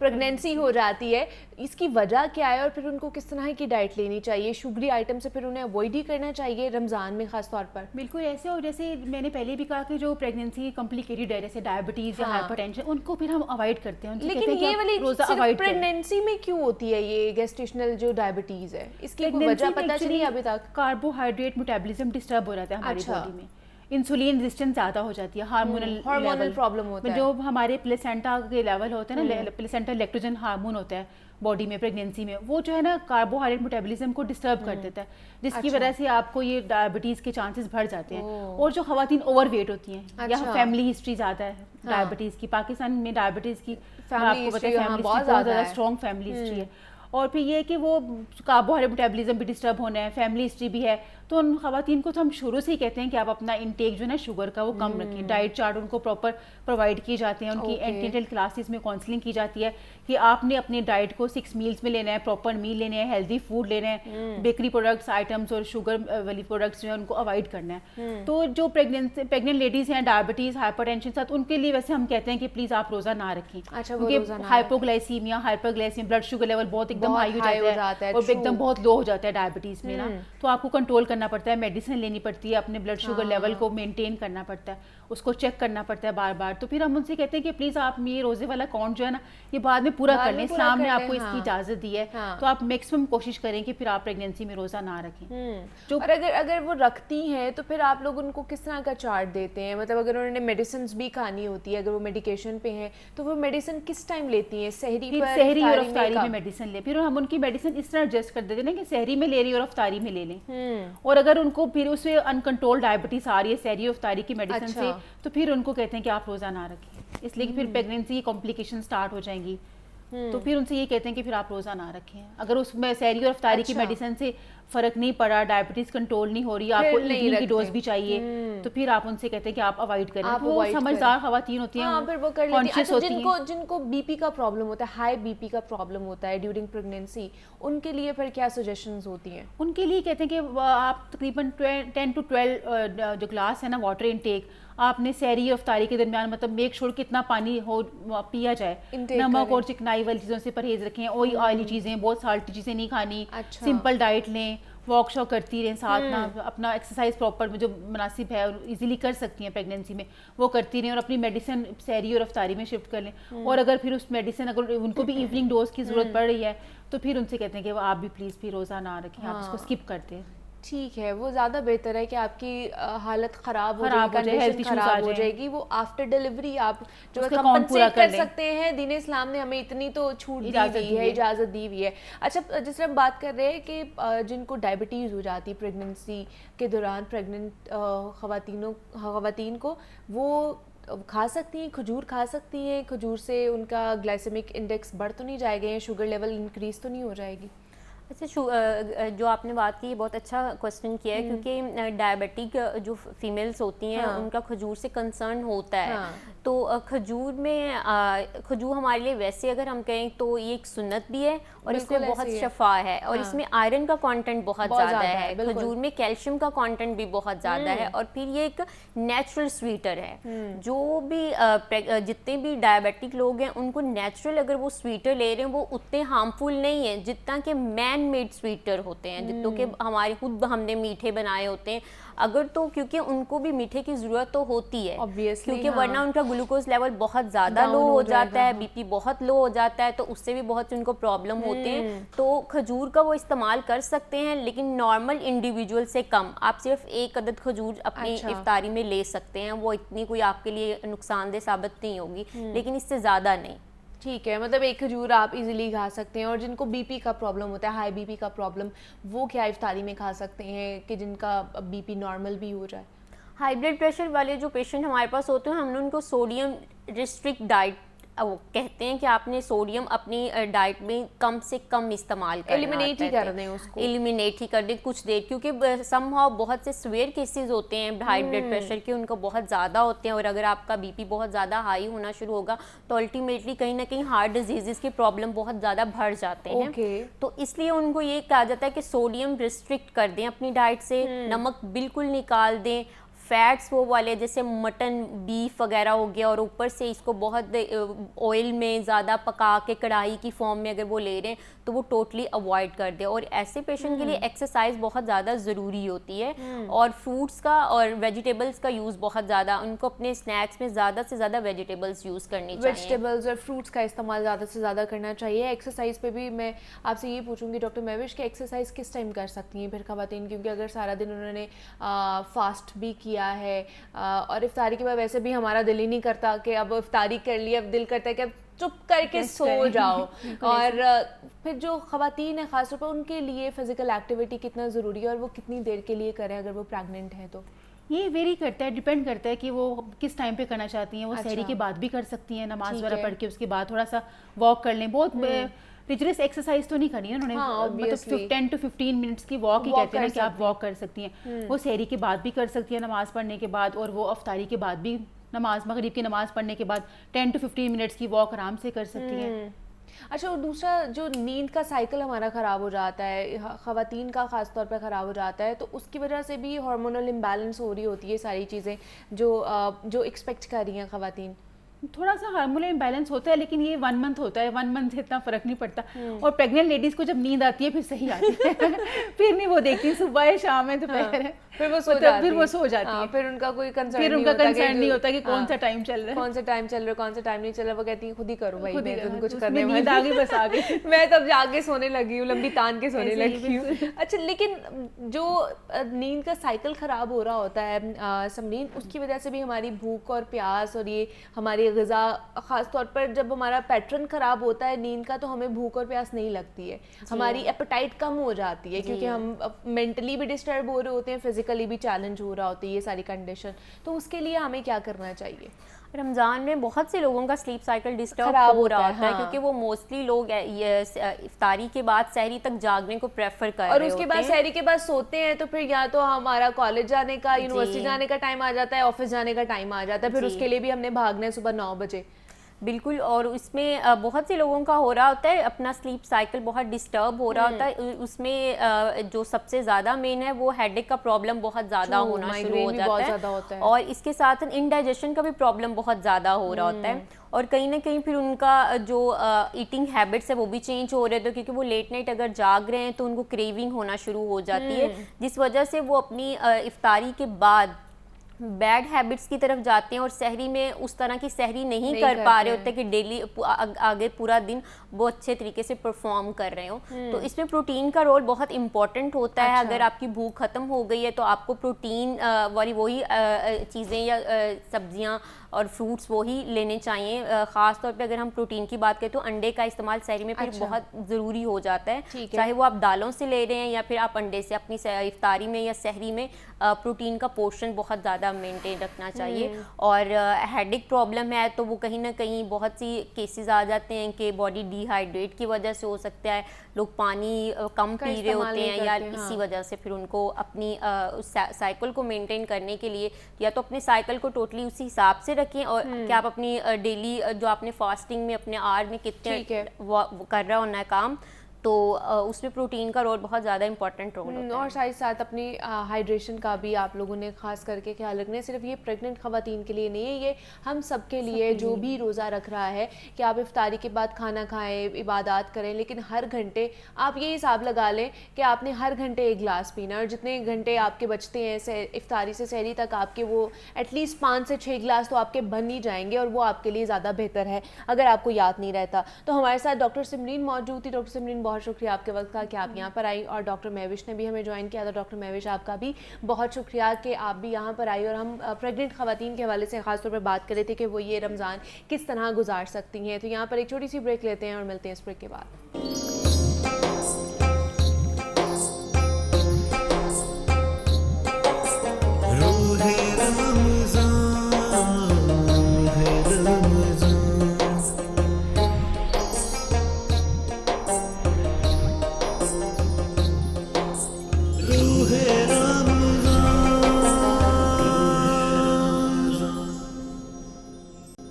हश्र में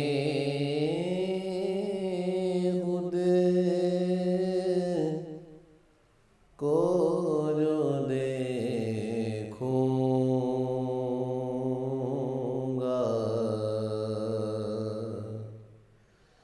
बिखर जाऊंगा।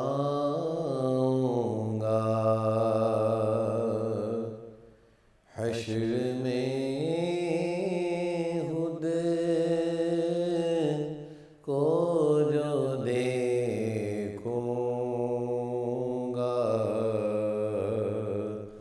बिखर जाऊंगा।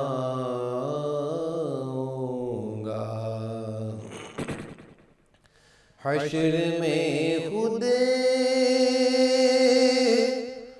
को जो देखूंगा,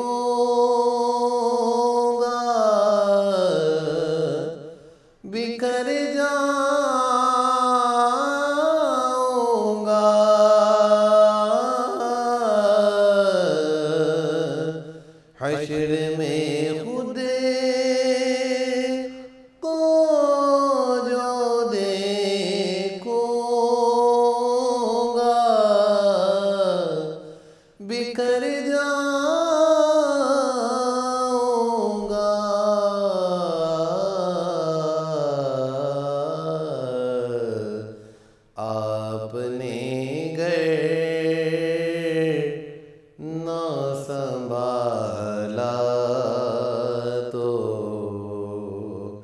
کدھر جاؤں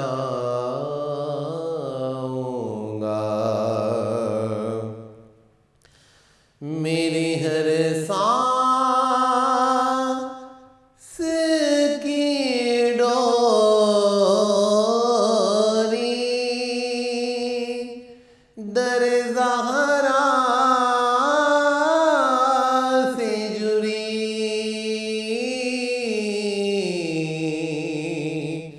میری ہر سانس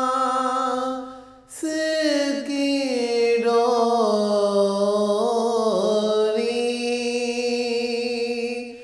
در پنجت سے جڑی در پنجت سے جڑی بے خطر ہو کے لحد میں اتر جاؤں گا اور عادت نعت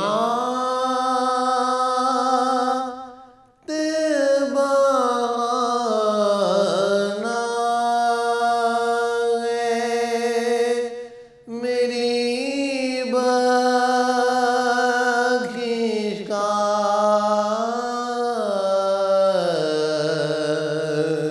عادت نعت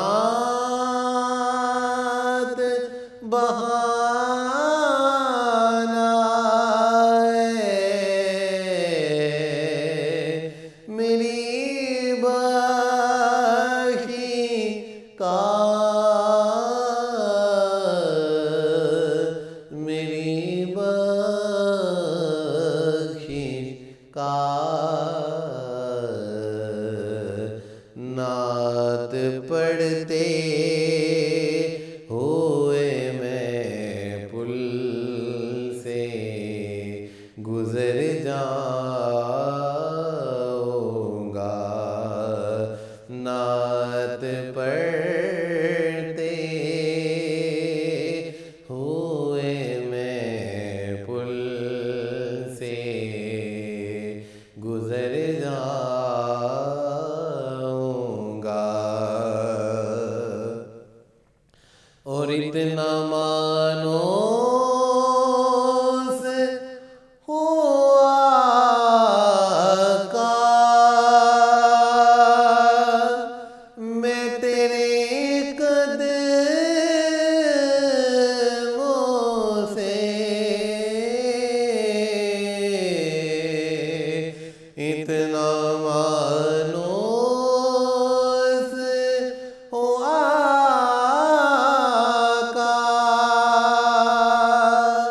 میں تیرے قدموں سے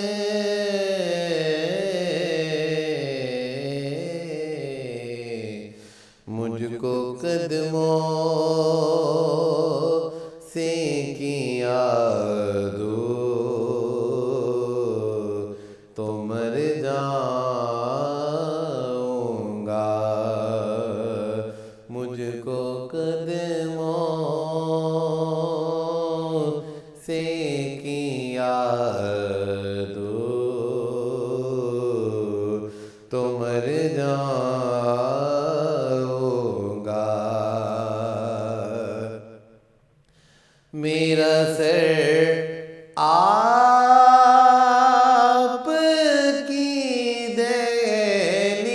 دہلیز کے لائق تو نہیں میرا سر آپ کی دہلیز کے لائق تو نہیں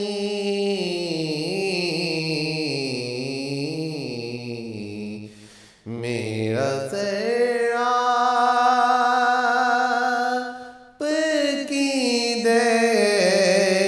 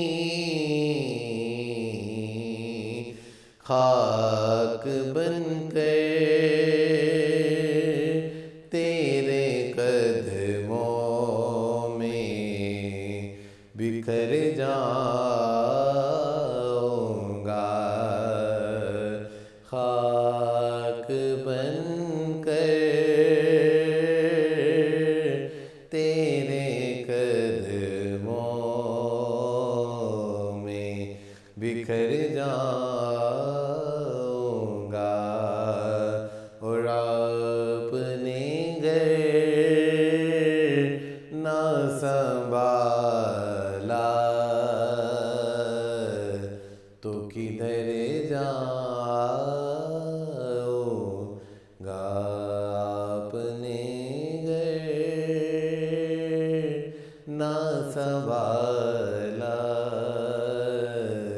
تو کدھر جاؤں گا.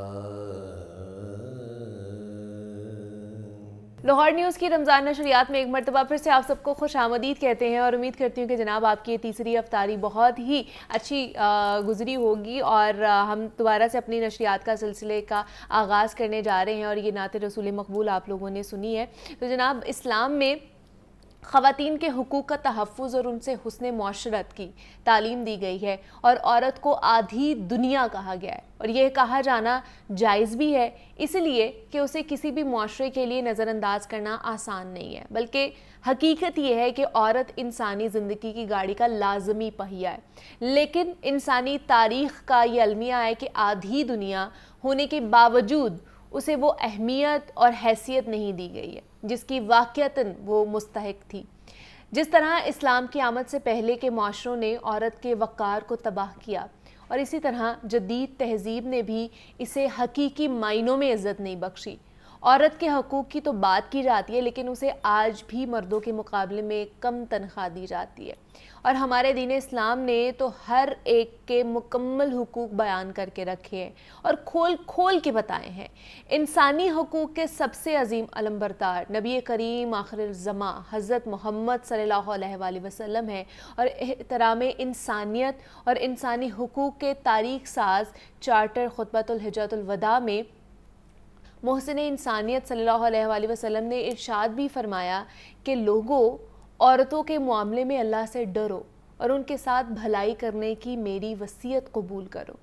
جبکہ اسلام کی آمد سے پہلے مالی میراث کے بارے میں عرب کی یہ جاہلیت کا یہ نظریہ تھا کہ جائیداد کا جو وارث ہے اور حقدار ہے وہ صرف اور صرف مرد ہوگا اس لیے کہ وہ گھڑ سوار تھا, اسلحہ اٹھاتا تھا, جنگ کرتا تھا, جبکہ عورتیں ان صفات سے محروم تھیں, لہٰذا وہ وارث بننے یا ورثہ کی حقدار بھی نہیں ہو سکتی ہیں. لیکن پھر اسلام کا عظیم الشان دور آیا جو سسکتی انسانیت کے لیے مسیحا ثابت ہوا اور مردوں عورتوں کو اس مثالی دین نے وہ احکام اور تعلیمات دی جو رہتی دنیا تک کے لیے مشعل راہ بھی ہیں.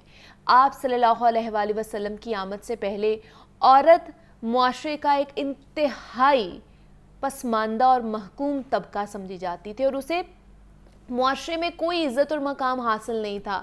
لیکن اسلام نے اپنی آمد کے ساتھ ساتھ عورت کو معاشرے میں نہ صرف جینے کا حق دیا بلکہ اسے اس کا جائز مقام بھی دلوایا اور مردوں پر عورتوں کے متعدد حقوق بھی عائد کیے. چنانچہ اسلام میں ماں کے روپ میں عورت کا درجہ اس طور پر بلند کیا کہ ماں کے قدموں تلے جنت دے دی. اس کے ساتھ ساتھ باپ کے مقابلے میں ماں کا مقام 3 درجے بلند کیا. ماں کے حق کے حوالے سے تفسیر ابن کثیر میں کہا گیا کہ ایک شخص اپنی والدہ کو اپنی کمر پر اٹھائے ہوئے طواف کر رہا تھا تو اس نے حضور اقدس صلی اللہ علیہ وآلہ وسلم سے عرض کیا کہ کیا میں نے اس طرح خدمت کرتے ہوئے اپنی والدہ کا حق ادا کر دیا؟ تو آپ صلی اللہ علیہ وآلہ وسلم نے فرمایا کہ ایک سانس کا حق بھی ادا نہیں ہوا. یعنی ماں کا جو درجہ ہے اس قدر بلند ہے کہ کوئی چاہ کر بھی اس کا حق ادا نہیں کر سکتا. اور اسی طرح اسلام نے عورت کو بیوی کا درجہ دیا اور اس کی شان بڑھائی کہ اللہ رب العزت نے اپنی کتاب مبین میں عورتوں کے حقوق مردوں کے برابر فرمائے اور ارشاد باری تعالیٰ ہے کہ عورتوں کا دستور کے مطابق مردوں پر ویسا ہی حق ہے جیسے مردوں کا عورتوں پر حق ہے اور مردوں کو ان پر ایک منزلت حاصل ہے. اور یہ منزلت اللہ رب العزت نے مردوں کو عورتوں پر اس لیے عطا فرمائی کہ وہ عورتوں کے نگرانی, ان کے نگہبانی اور ان کے نان و نفقے کی ذمہ داری بہتر طور پر انجام دیں. جبکہ اللہ کے رسول صلی اللہ علیہ وآلہ وسلم نے عورتوں کے ساتھ متعدد مواقعوں پر اچھے برتاؤ کی بھی ہمیں تلقین کی ہے. جامعہ ترمذی میں ارشاد باری تعالیٰ ہوا کہ تم میں سے بہترین لوگ وہ ہیں جو اپنی بیویوں کے ساتھ معاملات میں اچھے ہوں. اور اسی طرح پیغمبر اسلام صلی اللہ علیہ وآلہ وسلم نے عورت کو ماں, بہن, بیوی اور بیٹی کے روپ میں ایک اعلیٰ مقام دیا. بیٹی کی پرورش کرنے اور ان کی رخصتی کر دینے کی صورت میں جنت میں انہیں ساتھ رہنے کی ضمانت بھی عطا فرمائی ہے. تو آج چونکہ हज़रत फ़ातिमा ज़हरा का विसाल का दिन है, तो आज हम उस हवाले से बात करेंगे कि उनकी ज़िंदगी से हमें क्या तालीमात मिलती हैं, ख़ास तौर पर ख़वातीन को क्या तालीमात मिलती हैं हज़रत फ़ातिमा ज़हरा के हवाले से, उनकी अपने बाबा के साथ किस तरह का ताल्लुकात थे, किस तरह का रिश्ता था, वो औरतों के हवाले से किस तरह मशले राह साबित हो सकती हैं, हम उनकी ज़िंदगी से क्या क्या चीज़ें जो है वो ले सकते हैं। तो इस पर बात करने के लिए डॉक्टर पीर तारिक शरीफ ज़ादा साहब इन स्टूडियोज़ में हमारे साथ मौजूद हैं, मारूफ सीरियस स्कॉलर हैं। डॉक्टर साहब आपको खुश आमदीद कहते हैं रमज़ान की नशरियात में, कैसे हैं आप? जी अल्हम्दुलिल्लाह, मालिक का बड़ा करम। इफ्तारी कैसी हुई आपकी? जी अल्हम्दुलिल्लाह, इफ्तार बस दौड़ते भागते जैसे बिल्कुल दौड़ते भागते होते, क्योंकि लाइव ट्रांसमिशन होती है तो उसमें यही होता है कि फटाफट हम जाके ना अपने नाज़रीन के साथ जुड़ जाएं और उन्हें आगाह करें कि क्या चीज़ें हो रही हैं। अच्छा डॉक्टर साहब, आज बड़ा खूबसूरत दिन है, हम औरतों के हवाले से ख़ास तौर पर दिन है। पिछले दिनों हमने वुमेंस डे पर भी बात की थी, लेकिन आज हकीकतन कह लें कि हकीकी मायनों में औरतों का दिन है, क्योंकि हज़रत फ़ातिमा रज़ी ताला अन्हा उनके वसाल का दिन है। तो उनकी ज़िंदगी से हमें क्या तालीमात मिलती हैं जो औरतों के लिए बड़ी कारआमद साबित हो सकती हैं? बिस्मिल्लाह रब्बि मोहम्मद करीम अलैहिस्सलातु तस्लीम। सबसे पहले तो यादावरी का शुक्रिया, और यकीनन इसमें कोई दो राय नहीं कि आज का दिन उमूमी तौर पर ख़वातीन के लिए एक बड़ा ही अहम दिन है, बेशक, क्योंकि आज एक ऐसी हस्ती का यौम विसाल है जिन्हें सरकार दो आलम सल्लल्लाहु अलैहि वसल्लम ने वही में धुली हुई ज़ुबान के साथ सय्यदतुन निसाइल आलमीन कह के पुकारा। यानी आपको कायनात की आलमीन की जितनी ख़वातीन हैं उन सब का सरदार फरमाया। यानी वो बड़ी मारूफ हदीस है कि सरकार दो आलम सल्लल्लाहु अलैहि वसल्लम तशरीफ़ फरमा थे, और थोड़ी देर बाद हज़रत फ़ातिमा ज़हरा सामने मौजूद थी। हुज़ूर मुस्कुराए और हुज़ूर ने फरमाया कि अभी भी एक फ़रिश्ता आसमान से नाजिल किया गया जो इससे पहले कभी नहीं आया। अच्छा। और उसने यानी उसका आना ज़मीन के ऊपर आज खुद एक वाक़या था। और उसने आते ही मुझे सलाम अर्ज़ किया और अल्लाह की तरफ से ये बशारत दी कि जो फ़ातिमा आपकी साहबजादी हैं, इन्हें अल्लाह ने जन्नत की औरतों की सरदार करार दी है, और इनके शहज़ादों को हज़रत इमाम हसन और हज़रत इमाम हुसैन रज़ी अल्लाह ताला अन्हुम अजमईन जो हैं, उन्हें अल्लाह रब्बुल इज़्ज़त ने जन्नत के जो नौजवान हैं उनका सरदार फरमाया है। तो सो यानी अल्लाह की तरफ से आपकी इज़्ज़त अज़मत जो है उस पर गोया ये जो हदीस मुबारक है वो दलालत करती है, एक सनद रखती है। और आपका मामला ये है कि रसूल रहमत सल्लल्लाहु अलैहि वसल्लम का आपके साथ उसने सलूक और ताल्लुक़, यानी हुजूर ने तो उमूमी तौर पर सारी ख़वातीन के हवाले से ही बड़ी उनकी इज़्ज़त अफ़ज़ाई का और उनके हुकूक़ का तहफ़्फ़ुज़ करने का, उनकी निगरानी निगहबानी करने का जो है वो हुक्म फरमाया है। यानी आप इससे अंदाज़ा लगाएं कि रसूल रहमत की ज़िंदगी के अंदर ख़वातीन के हुकूक़ के हवाले से इतनी अहमियत पाई जाती है कि हुजूर दुनिया से जब तशरीफ़ ले जा रहे थे और हुजूर के जिस्म अक़दस के अंदर से रूह मुबारक सफ़र फरमा रही थी, तो आप तसव्वुर करें कि वो जो आखिरी लम्हात होते हैं किसी आदमी की ज़िंदगी के भी, वो कितने अहम हुआ करते हैं। ऐन उस लम्हे जिस वक्त रूह मुबारक हुजूर के जिस्म अक़दस के अंदर सफ़र कर रही थी, उस वक्त उकड़ती सांस के साथ भी मेरे रसूल सल्लल्लाहु अलैहि वसल्लम बार बार एक ही बात फरमाया जा रहे थे कि जो गोया मैं समझता हूँ रहती दुनिया के सारे इंसानों के लिए एक उसके अंदर हिदायत है, नसीहत है, एक वसीयत है। हुजूर फरमाते हैं कि मेरे जाने के बाद अपनी औरतों का ख्याल रखना और अपने सबॉर्डिनेट्स जो तुम्हारे ग़ुलाम हैं उनका ख्याल रखना। तो इससे अंदाज़ा होता है कि आखिरी लम्हे में भी हुजूर जो है वो ख़वातीन के बारे में कैसी बात करते हैं। उमूमी ख़वातीन के साथ तो ये मामला था ही था। आप ये देखें कि रसूल रहमत सल्लल्लाहु अलैहि वसल्लम का जिन्होंने उस मुआशरे में जहाँ औरत जो है उसके कोई हुकूक नहीं थे, कोई पुरसान हाल नहीं था, वो कहीं पर अपनी जो है ना वो बात पहुँचा नहीं सकती थी, उसकी कहीं सुनवाई नहीं थी, वो किसी शुमार कतार में नहीं थी। हत्ता कि जानवरों के हुकूक पर तो बात होती थी और बुज़ुर्ग जो है वो अपने नौजवानों को नसीहत वसीयत करते थे। लेकिन एक अजीब मामला है, डॉक्टर अब्दुल्ला ने लिखा कि मैंने उस मुआशरे के अंदर बुज़ुर्गों को, कबाइल के सरदारों को, जानवरों और बिलखुसूस घोड़ों और ऊँट जो हैं उनके हुकूक पर तो बात करते हुए देखा, नसीहत करते हुए देखा, लेकिन ख़वातीन के हुकूक के हवाले से उनके यहाँ से कोई कलमा खैर जो है वो तारीख़ ने महफूज नहीं किया। इससे अंदाज़ा लगाएं कि उस घुटन ज़दा माहौल के अंदर जहाँ पर बेटियों का तस्करा करना जो है वो एक ऐब से कम नहीं तस्वुर किया जाता था, शर्मसारी का ज़रिया बनता था, वहाँ मेरे करीम आका सल्लल्लाहु अलैहि वसल्लम ने अपनी बेटी की कैसी इज़्ज़त अफजाई फरमाई। आपके बारे में मारूफ और मकबूल है कि आप जब तशरीफ़ लाती तो सरकार दो आलम सल्लल्लाहु अलैहि वसल्लम खड़े हो जाते, जो मामला कर रहे होते उस मामले से को मौकूफ़ कर देते, कितना ही अहम मामला हो रहा होता हुजूर उसको रोक देते।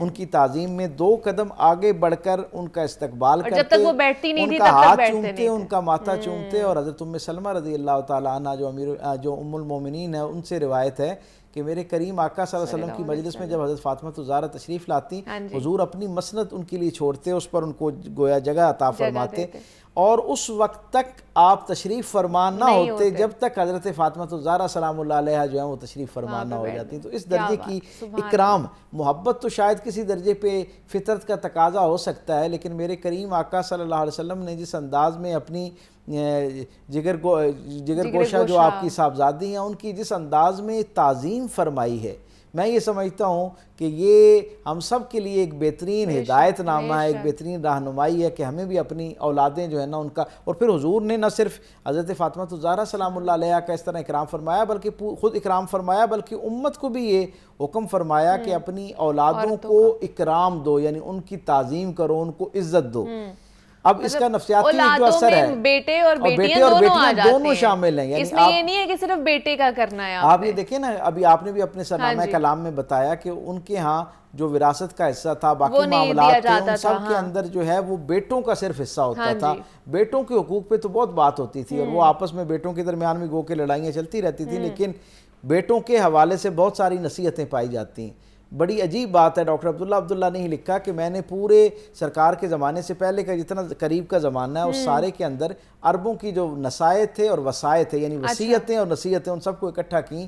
ان کی نصیحتوں کے اندر وصیتوں میں اپنے بچوں کے بیٹوں کے لیے تو بہت ساری وصیتیں موجود تھیں، بھائیوں کے لیے موجود تھیں، باقی لوگوں کے لیے موجود تھیں، حتیٰ کہ اپنے بعض نے اپنے غلاموں کے لیے بھی وصیت کر رکھی تھی کہ اس کو بھائیوں میں سے کون، میرے بیٹوں میں سے کون جو ہے نا وہ اس کو لے گا اور اپنے ساتھ کام پہ لگائے گا. لیکن اس پوری تاریخ کے اندر بیٹیوں کے حوالے سے کوئی کلمہ خیر جو ہے نا وہ تاریخ کے اندر محفوظ نہیں تھا. ایون بہنوں کے حوالے سے، ازواج کے حوالے سے، یعنی آپ دیکھیں نا اس معاشرے کی پستی کا عالم تو یہ تھا کہ باپ کے مر جانے کے بعد وہ جو سوتیلی مائیں ہوا کرتی تھیں ان کے ساتھ نکاح کر لیا جاتا تھا، اور اگر کوئی پیرانے سالی میں پہنچ جاتی ہیں، عمر کے اس حصے میں پہنچ جاتی ہیں، جب وہ گھروں کے کام کاج کرنے کے قابل بھی نہ رہتی ہیں، اپنا کام بھی خود کرنے کے قابل نہ رہتی، تو وہ زمانہ جس میں ان کو تعظیم اکرام کی ضرورت ہوتی ہے، سہولت کی ضرورت ہوتی ہے، اس دور میں ان کے سوتیلے بیٹے جو ہیں وہ ان کو منڈیوں میں باقاعدہ بیچ دیا کرتے تھے جیسے غلاموں کو بیچا جاتا ہے. اس معاشرے کے اندر میرے کریم رسول صلی اللہ علیہ وسلم نے اپنی بیٹی کے ساتھ محبت کی، ایسی والہانہ اور جسے کہتے ہیں نا ناقابل یقین حد تک محبت اور اکرام جو ہے نا اس کے ایسے ایسے انداز حضور کی زندگی میں ہمیں نظر آتے ہیں کہ آج کی بیٹی کو اس پہ رشک کرتا ہوا میں دیکھتا ہوں، اور میرا دل ٹھنڈا ہوتا ہے کہ جب اس امت کے اندر حضور کے ماننے والے جو ہیں وہ اپنی بیٹیوں کے ساتھ والہانہ محبت کرتے ہیں اور ان کی بات سنتے ہیں.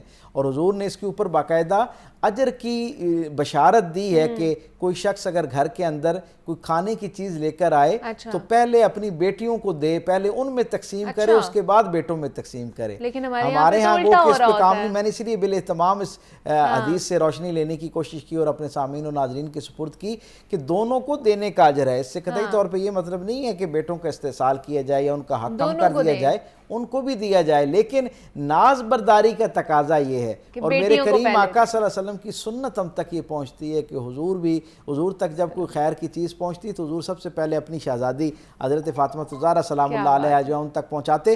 تاریخ کتب سیرت کے اندر موجود ہے کہ حضور کئی دنوں سے جو ہے وہ فاقے کے ساتھ تھے، حضور نے کوئی چیز کھائی نہیں تھی، تو آپ اپنے اصحاب کے ساتھ گزر رہے تھے، تو ایک گلی میں جہاں حضرت ابو ایوب انصاری کا گھر تھا اس کے پاس سے گزرے تو کھانے کی مہک آئی، اور حضور کی مہک پا کر حضرت ابو ایوب انصاری باہر آ گئے. انہوں نے حضور کی خدمت میں آئے اور حضور کو دعوت دی، اور حضور کے لیے ایک بکری کا بچہ جو ہے اسے ذبح کیا اور گوشت اس کا جو پکانا شروع کر دیا.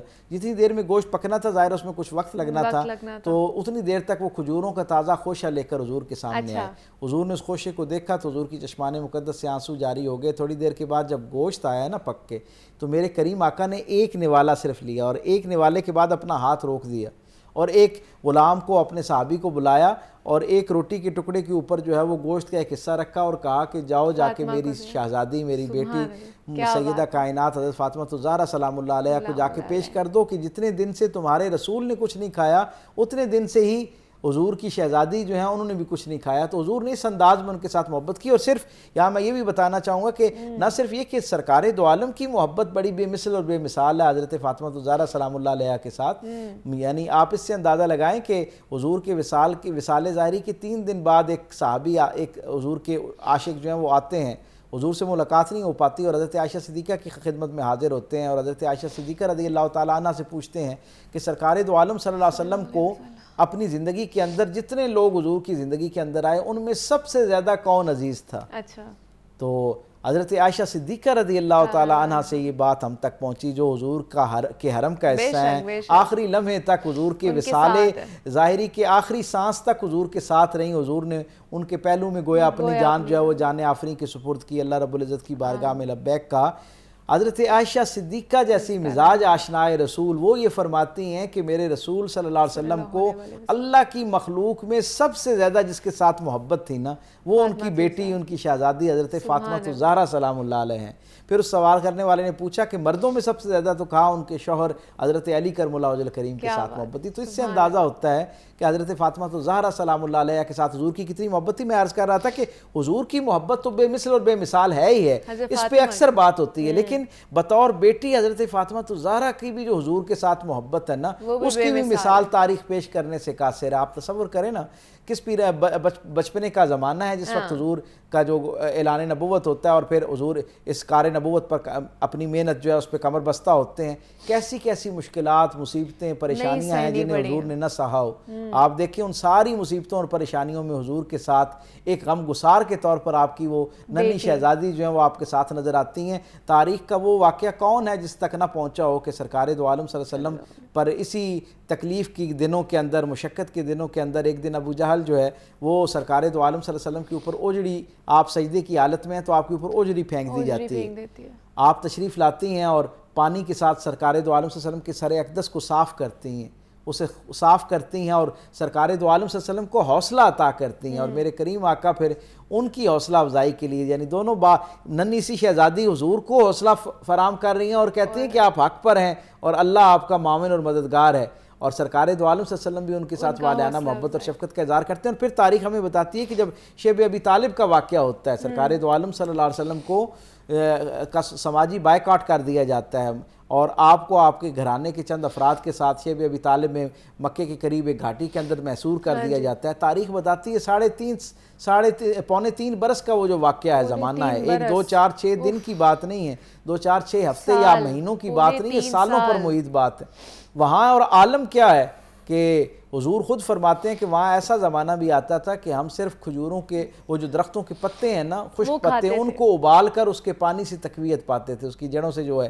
تو اس تکلیف کے زمانے کے اندر بھی سرکار دو عالم صلی اللہ علیہ وسلم کے ساتھ حضور کی شہزادی حضرت فاطمہ الزہرا جو ہیں وہ والہانہ محبت میں اپنی والدہ حضرت محسنہ اسلام سیدہ خدیجہ الکبریٰ سلام اللہ علیہ کے شانہ بشانہ اپنے والد جو ہیں ان کی حوصلہ افزائی کا ذریعہ بنتی ہیں اور حضور کے جو ہے وہ دست و بازو بنتی ہیں.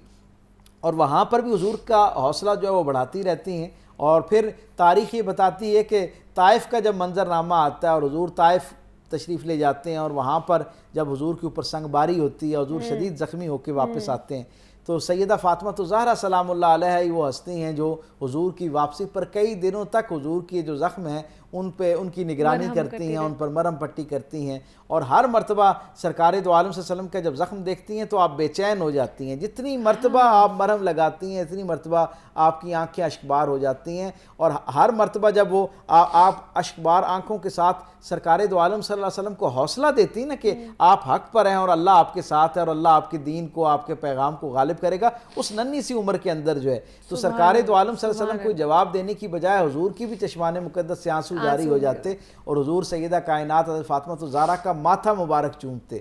اور حضور جب ویسے بھی آپ کو چومتے تو ماتھا چومنے کے بعد آپ کے سر اقدس کو بہت دیر تک ایک لمبے سانس میں سونگھتے اور کہتے کہ مجھے اس کے اندر سے جنت کی خوشبو آتی. حضرت فاطمہ الزہرا کے بارے میں حضور نے فرمایا کہ مجھے ان کے اندر سے جنت کے جو پھول ہیں ان کی خوشبو آتی ہے. اور پھر تاریخ یہ بتاتی ہے کہ یہ حضور کے ساتھ محبت کا، رفاقت کا، شفقت کا اور حضور کی طرف سے توجہ اور عنایات کا سلسلہ جاری رہتا ہے. جو جن مشقتوں اور تکلیفوں کو رسول رحمت صلی اللہ علیہ وسلم کو سامنا کرنا پڑتا ہے وہ ساری تکالیف کسی نہ کسی انداز میں اس دین کو قائم رکھنے کے لیے، اس کی ترویج و اشاعت کے لیے حضرت فاطمہ الزہرا سلام اللہ علیہ جو ہے ان کو بھی اس کا جو ہے وہ نشانہ بننا پڑتا ہے اور اسے برداشت کرنا پڑتا ہے. اور تاریخ ہمیں یہ بتاتی ہے کہ پھر وہ زمانہ بھی آتا ہے کہ جس وقت آپ مدینہ سرکار دو عالم مدینہ تشریف لے آتے ہیں تو حضرت فاطمہ الزہرا سلام اللہ علیہا مدینہ حضور کے ساتھ آ جاتی ہیں، اور پھر بدر کی قیدی ہیں ان کی مرہم پٹی کے لیے بھی آپ ہمیں نظر آتی ہیں، اور احد کے میدان میں جب سرکار دو عالم صلی اللہ علیہ وسلم کے دندان مقدس شہید ہوتے ہیں تو تاریخ بتاتی ہے کہ حضرت فاطمہ الزہرا جو ہیں وہ اپنی چٹائی کا ایک کونا جو ہے اس کو جلاتی ہیں اور اس کی راکھ سے حضور کے جو زخم مبارک ہیں ان کو بھرتی ہیں۔ حضرت علی کرم اللہ وجہ الکریم حضور کے جب دندان مقدس کے حوالے سے آپ کو تکلیف شدت اختیار کر گئی اور حضور کا جو خوشہ مبارک تھا یعنی آپ کی گال مبارک کے اندر رخسار اقدس کے اندر جو ہے وہ ایک چیز کھب گئی تو اسے نکالنا بڑا مشکل تھا۔ تو اب آپ یہ دیکھیں کہ کیسے جلیل القدر صحابی وہاں موجود ہیں جو جفا کش ہیں، لیکن کسی کی ہمت نہیں پڑ رہی ہے کہ کون اس کو حضور کے جسم اقدس سے باہر نکالے۔ ظاہر ہم سب جانتے ہیں کہ چیز اگر پیوست ہو جائے تو جسم سے نکالتے وقت تکلیف ہوتی ہے۔ تاریخ بتاتی ہے کہ حضرت علی کرم اللہ وجہ الکریم جیسی جلیل القدر ہستی جو جری بہادر جن کا شعرہ جو ہے وہ چہار دانگ عالم میں موجود تھا اور پورے عرب جن کی شجاعت اور بہادری اور طاقت پر مان کیا کرتے تھے، انہوں نے یہ مشورہ دیا کہ یہ جو نفیس اور لطیف کام ہے، اتنا حساس کام جو ہے یہ حضرت فاطمہ الزہرا سلام اللہ علیہا کے ہاتھ سے ہی ہونا چاہیے۔ تو پھر آپ نے اس وقت جو اس مرحلے کے اندر احد کے میدان میں آپ تشریف لائیں اور آپ نے وہاں سے اس کو باہر نکالا اور حضور کا جو جسم اقدس کے اوپر جب تک وہ زخم کا نشان رہا حضرت فاطمہ الزہرا کا یہ شرف رہا کہ وہ اس کو مندمل کرتی رہی اور مرہم پٹی کرتی رہی ہیں، اور یہ والہانہ محبت کا اظہار ہمیں بھی کرنا چاہیے اپنے بچوں کے ساتھ اور خاص کر کے اپنی بیٹیوں کے ساتھ۔ ڈاکٹر پیر طارق شریف زادہ صاحب ہمارے ساتھ موجود ہے۔ ڈاکٹر صاحب بہت شکریہ آپ کے وقت کا، اور اس رمضان کی نشریات سے مجھے اجازت دیجیے، اپنا خیال رکھیے گا، اللہ حافظ۔